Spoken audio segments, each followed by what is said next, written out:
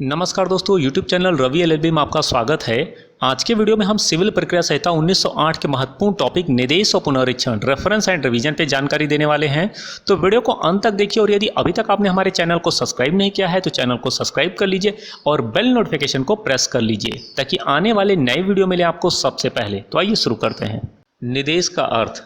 जब किसी अधीनस्थ न्यायालय को किसी मामले में विधि की वैधानिकता के बारे में समाधान करने की आवश्यकता हो तो उसके द्वारा उच्च न्यायालय से इस संबंध में राय लेना ही निर्देश है। न्यायालय को विधि के अनुसार अपना निर्णय देना होता है। न्यायालय विधि से बाध्य होते हैं, फिर विधि चाहे कितनी भी कठोर क्यों ना हो, न्यायालय विधि से परे नहीं जा सकते हैं।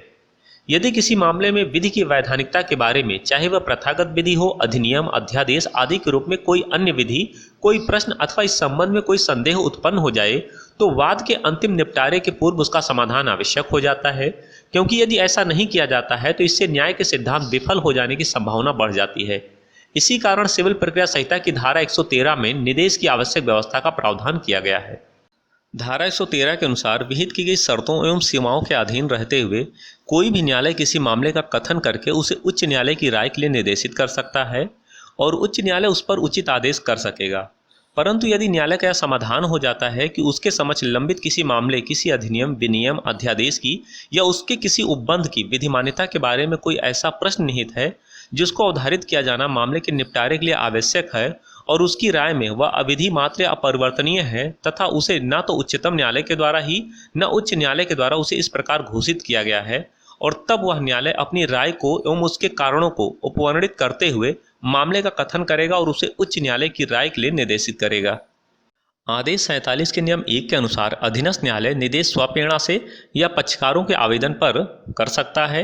यदि वाद या अपील की, जिसमें डिक्री की अपील नहीं होती, सुनवाई के पूर्व या सुनवाई में या डिक्री के निष्पादन में किसी विधि का या विधि का बल रखने वाली प्रथा का ऐसा प्रश्न उत्पन्न होता है जिसके बारे में न्यायालय युक्त शंका रखता है।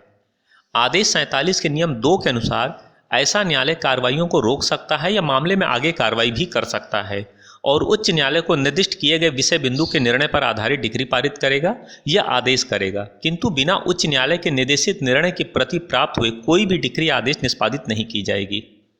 आदेश 47 के नियम 3 के अनुसार यदि पक्षकार उपस्थित होते हैं और सुनवाई की अपेक्षा करते हैं तो उच्च न्यायालय उन्हें सुनने के बाद विनिर्दिष्ट किए गए विषय बिंदु पर विनिश्चय करेगा और निर्णय की रजिस्ट्रार द्वारा हस्ताक्षर युक्त प्रति निर्देश किए जाने वाले न्यायालय को भेजेगा। ऐसा न्यायालय मामले को उच्च न्यायालय के विनिश्चय के अनुसार निपटाएगा। नियम 4 के अनुसार यदि उच्च न्यायालय के विनिश्चय के किए गए निर्देश के परिणाम स्वरूप कोई खर्च आता है तो ऐसा खर्च मामले का खर्च माना जाएगा, न्यायालय जिसमें वाद संस्थिल हुआ था। आदेश 47 के नियम 5 के अनुसार यदि निर्णय के पूर्व ऐसा न्यायालय जिसमें वाद संस्थिल हुआ है या शंका करता है कि क्या वाद लघु न्यायालय द्वारा संज्ञेय नहीं है तो ऐसी शंका को कारण सहित अभिलिखित करके अभिलेख को उच्च न्यायालय को निर्देशित कर सकता है। उच्च न्यायालय आदेश द्वारा घोषित करे कि वह न्यायालय वाद के संज्ञान के लिए सक्षम है, उसे लौटाने के लिए आदेश दे सकता है। पुनरीक्षण धारा 115 धारा 115 के अनुसार उच्च न्यायालय किसी ऐसे मामले का अभिलेख मंगवा सकता है जिसका उसके अधीनस्थ न्यायालय द्वारा विनिश्चय किया गया और जिसकी कोई अपील नहीं होती है, और यदि उसे ऐसा प्रतीत होता है कि अधीनस्थ न्यायालय ने उस अधिकारिता का प्रयोग किया है जो उसमें निहित नहीं है या अधीनस्थ न्यायालय ने अपने में निहित अधिकारिता का प्रयोग करने में असफल रहा है।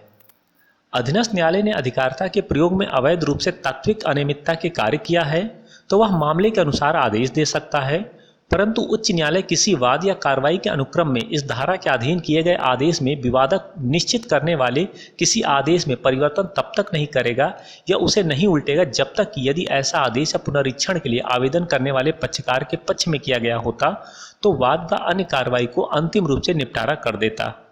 मेजर खन्ना बनाम ब्रिगेडियर ढिल्लन AIR 1964, हरिदास चेलादास बनाम गोदरेज रुस्तम AIR 1983 के मामले में उच्च न्यायालय ने अवधारित किया कि पुनरीक्षण में उच्च न्यायालय को हल्के फुल्के ढंग से हस्तक्षेप नहीं करना चाहिए। उत्तर प्रदेश राज्य के संबंध में पुनरीक्षण का अधिकार उच्च न्यायालय के साथ साथ जिला न्यायालयों को भी प्राप्त है।